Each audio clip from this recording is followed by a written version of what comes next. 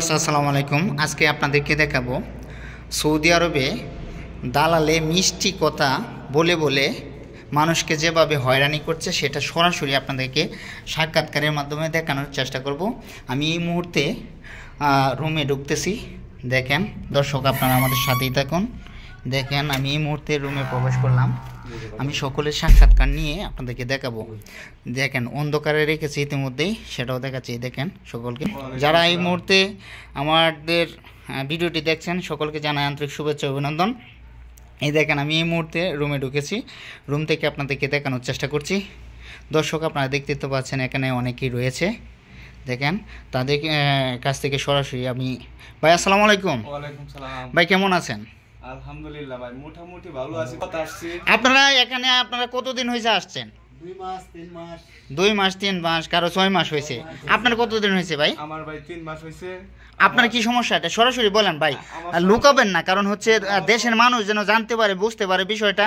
আজকে আপনাদের এই রিভিউ দেখে, আপনাদের কথা শুনে তারপর কিন্তু একটু বিবেচনা করে বাংলাদেশ থেকে যেন সৌদি আরবে আসে, বুঝে শুনে আসে, সেজন্য কিন্তু আজকে ভিডিওটি করা।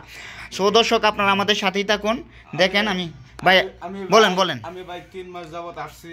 আমার কোনো চাকরি মাকরি দেয় না, আমার দালালা খুঁজলো না। আমি ভাই 3 মাস যাবতের মধ্যে টাকা পয়সা আমার কাছে নাই।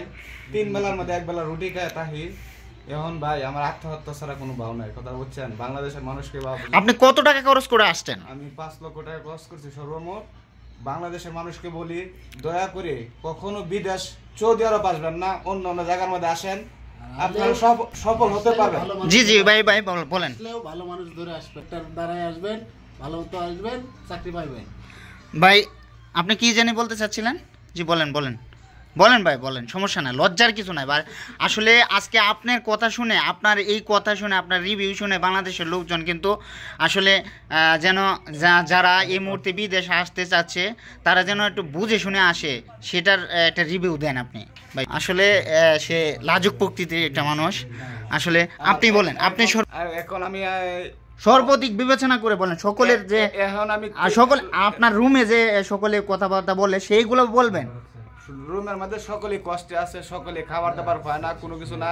এখন আপনার পরিবারে কয়জন লোক? আমাদের পরিবারে বাপ মা আছে, বউ বাচ্চা আছে, সকলে আছে। আমার বউ বাচ্চারা তো দেশে কান্না করতেছে। আপনি সৌদি আরবে আসছেন কতদিন হয়েছে? আমি 3 মাস যাবত আসছি। 3 মাস হয়েছে আসছেন। 3 মাসের ভিতরে এখন আমার দালালে কোনো কইছিল না। সৌদি আরব আসেন, এরকম আপনজন নিজের বাপে আইনা ভূতেরে পালা ধুয়ে দেয়, খাওয়ার দেয় না, কোনো কিছু দেয় না, খোঁজ খবর দেয় না। কথাটা বুঝছেন? নিজের আপনজন বইলে যায় যে আমার বাচ্চা ভাই বাতি যে আসছে। কথাটা বুঝছেন?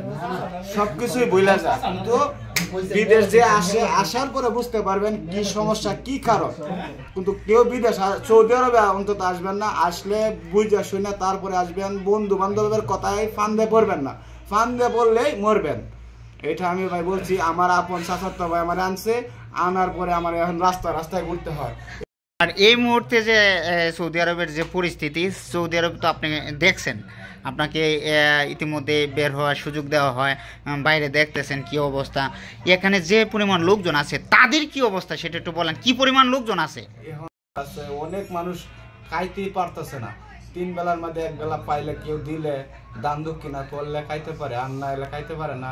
এখন আগে তো সৌদিরা মনে করেন দেশে আসার পরে কিছু হাদিয়া দিত। এখন হাদিয়া বলতে কোনো জিনিস নাই সৌদি আরব। এই সৌদি আরব হাদিয়া বলতে কোনো জিনিস নাই। এখন সৌদি আরব হাদিয়া দেয় না, নিজের ইনকাম নিজে করে খেতে হবে। অসংখ্য ধন্যবাদ আপনাকে।